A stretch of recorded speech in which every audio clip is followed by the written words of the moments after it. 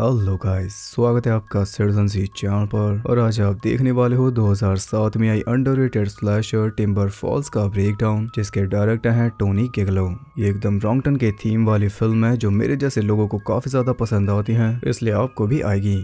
तो अब ज्यादा देर ना करते हुए जल्दी से स्टोरी स्टार्ट करते हैं।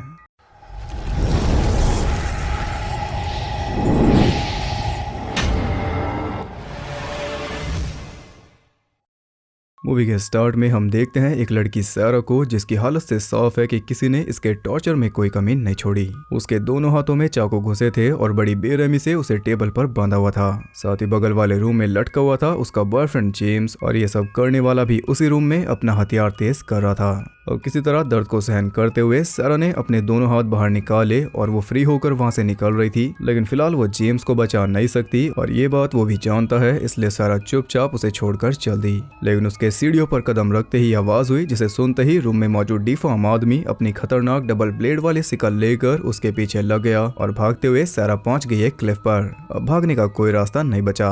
वो उस तक पहुंचने वाला था, लेकिन उसकी पकड़ में आने के बजाय सैरा ने नीचे कूदकर मरना ठीक समझा। इस हद तक उसे टॉर्चर किया गया था और ये था मूवी का इंट्रो। फिलहाल उन दोनों के मिसिंग पोस्टर लग चुके हैं रेंजर ऑफिस में, जहां एक और कपल शेरिल और माइक आए हैं हाइकिंग ट्रेल्स के बारे में जानने, क्योंकि ये भी जा रहे हैं हाइकिंग पर। रेंजर ने उन्हें 2 ट्रेल्स बता दी जहां ये रेगुलर पेट्रोलिंग करते हैं, विलो क्रीक और डॉनर ट्रेल। और भी ट्रेल्स हैं, लेकिन बाकी ट्रेल्स पर इन्हें नहीं जाना, क्योंकि रेंजर्स वहां पेट्रोलिंग नहीं करते। इन पहाड़ों में कई लोग भी रहते हैं जिनके यहाँ सदियों से घर हैं, और उनमें से ज्यादातर फ्रेंडली हैं। ये उनके रिस्पेक्ट करेंगे तो वो भी इनकी करेंगे। उसकी बात मानते हुए दोनों ने अपने बैग्स रेडी कर लिए और हम देख पाए कि सेफ्टी के लिए माइक के पास एक गन भी मौजूद है। प्लस वहां पर सिग्नल भी नहीं आ रहे, इसलिए माइक ने अपना फोन कार में रख दिया, लेकिन शेरिल ने नहीं रखा। स्टार्टिंग पॉइंट पर पहुंचकर वो ट्रेल चूज कर रहे थे जो रेंजर ने बताई थी। तभी एक लोकल लेडी आइडा वहां से गुजरते हुए उन्हें बताती है कि वो दोनों ट्रेल्स छोटी हैं, लेकिन देखने लायक वहां कुछ भी है नहीं। शेरिल की मैरिज रिंग उसे काफी पसंद आई। तब शेरिल ने क्लियर किया कि अभी तो हम मैरिड है नहीं, ये रिंग दी है मेरे डैड ने। ये सुनते ही वो थोड़ी अनकंफर्टेबल हो गई, क्योंकि वो बहुत ज्यादा रिलीजियस है। तब माइक उससे ही बेस्ट ट्रेल पूछता है, तो वो टिम्बर फॉल्स रिकमेंड करके चली गई, जो बाकी ट्रेल से बिल्कुल ही उल्टी थी। शेरिल रेंजर की बताए ट्रेल पर ही जाना चाहती थी, लेकिन माइक के कहने पर दोनों टिम्बर फॉल्स पर ही चल दिए, क्योंकि उसे चाहिए थी एक्साइटमेंट जो इसे पक्का मिलेगी।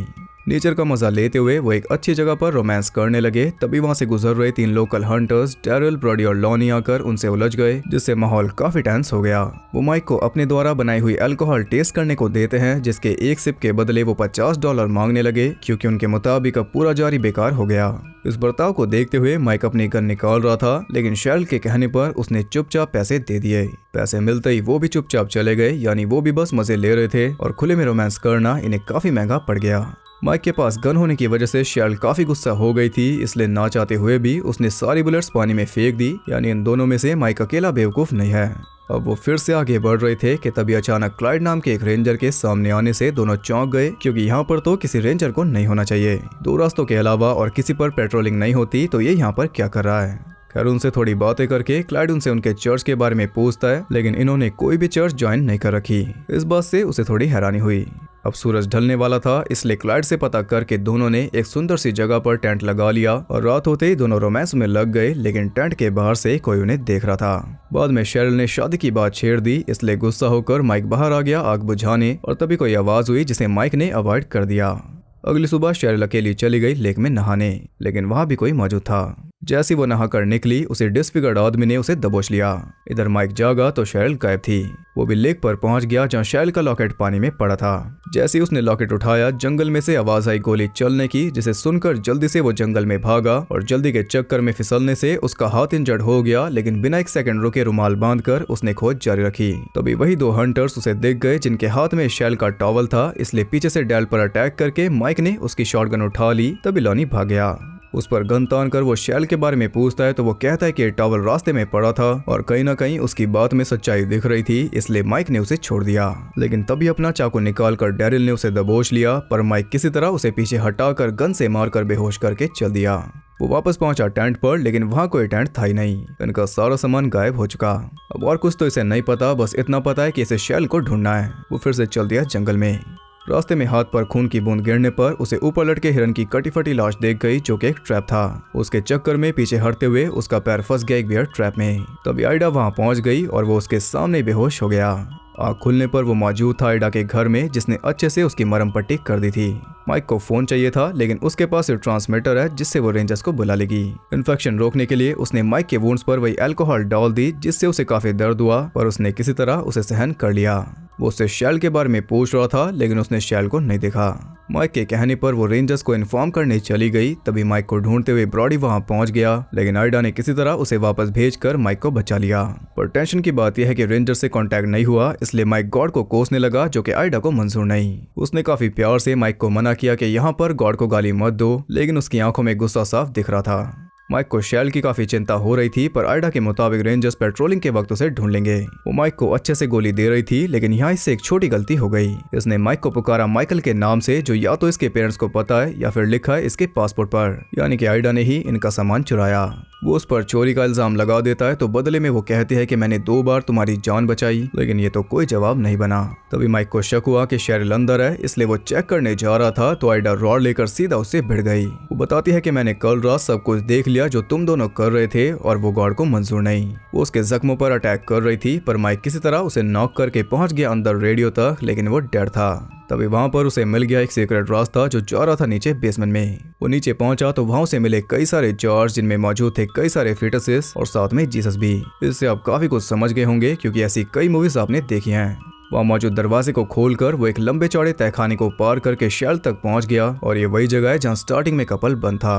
वहाँ मौजूद कई सारे टूल्स में से एक लेकर माइक ने उसकी रस्सी काटी, और तभी किसी ने काट दी लाइट। इससे शैल पूरी तरह पैनिक करने लगी, पर किस्मत से वहाँ एक टॉर्च मौजूद थी, जिसे जलाते ही उन्हें दिखाई दिया वही डिफॉर्म आदमी, जिसका नाम है डीकन, और ये भाई है आइडा का। अपनी सिकल से उसने माइक की थाई पर कट लगा दिया, इसलिए शैल को भगाकर माइक उसे रोक रहा था, और एक ही झटके में माइक को नॉक करके वो लग गया शैल के पीछे।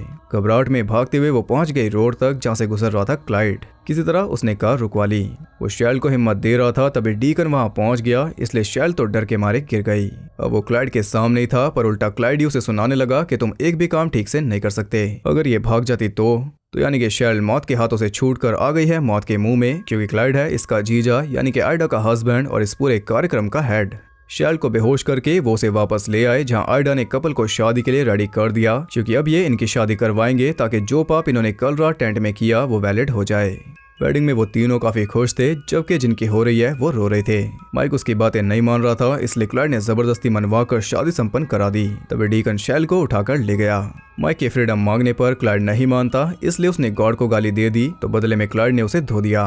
क्लाइड के पूछने पर माइक को बाइबल के बारे में ज्यादा जानकारी नहीं थी, इसलिए क्लाइड उसे ज्ञान देने लगा, जबकि उस तरफ डीकन का प्लान कुछ जारी था। उसे ऐसा दिख रहा था मानो शेरिल उसे चाहती है, इसलिए वो उसके करीब आ रहा था, पर टाइम रहते आइडा ने आकर उसे भगा दिया। वो शैल को बताती है कि डीकन के इस हाल की वजह है एक एक्सीडेंट, जिसमें उसकी आवाज भी गई थी, और चेहरा तो आपने देख लिया। इसी वजह से कोई लड़की उसके करीब नहीं आती।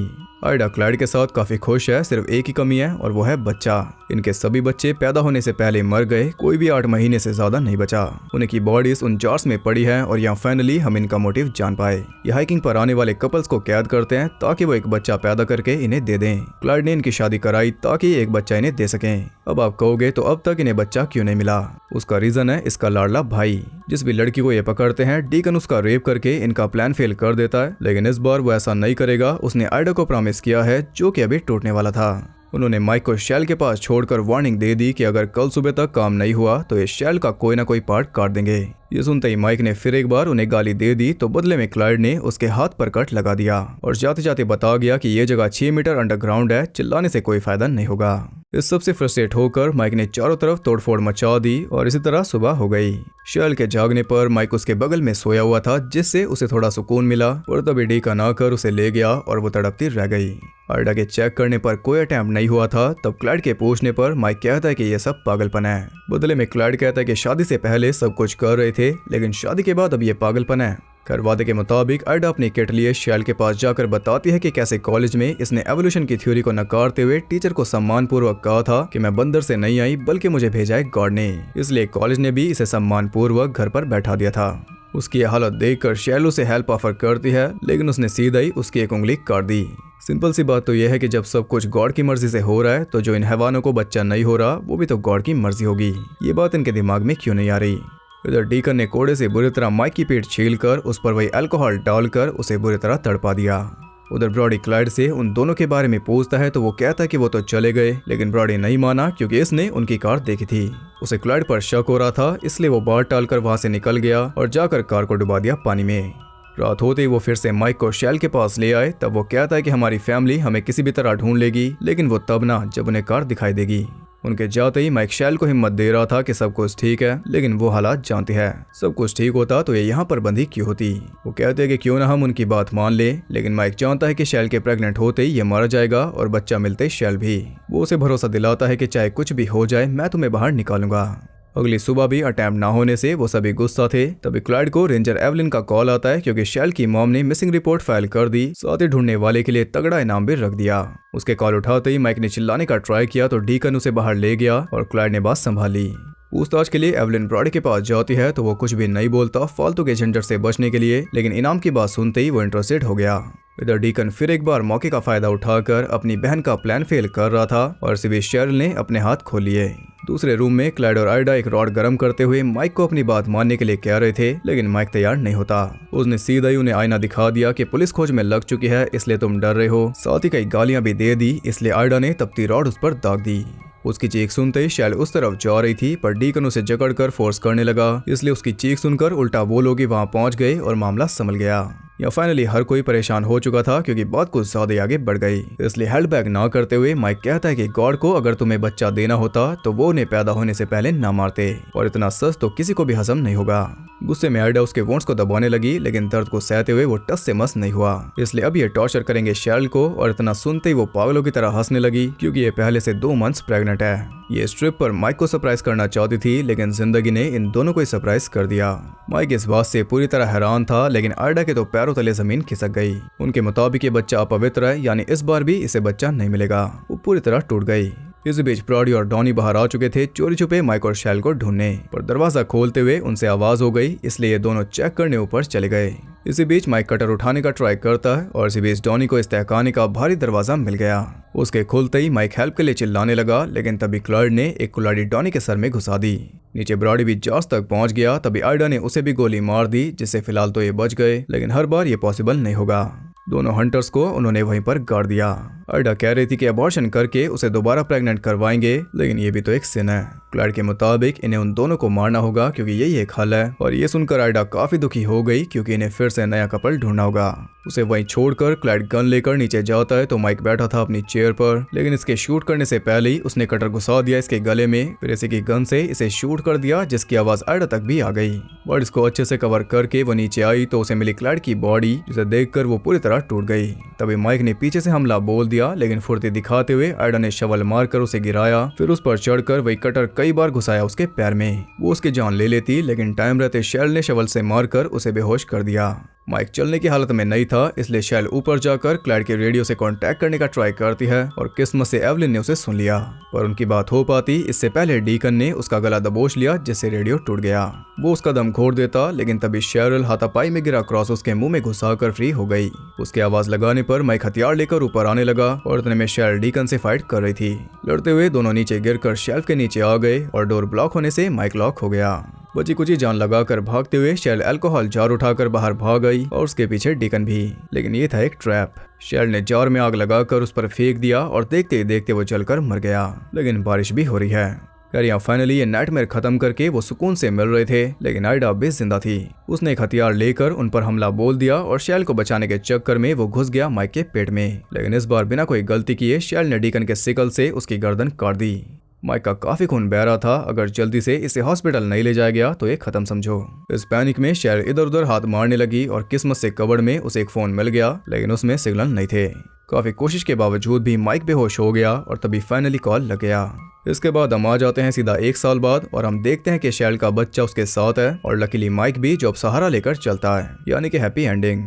या फिर शायद नहीं, क्योंकि उनके रूम से जाते ही वहां आ गया डीकन अपने सिकल के साथ, और इसी के साथ ही मूवी एंड हो गई।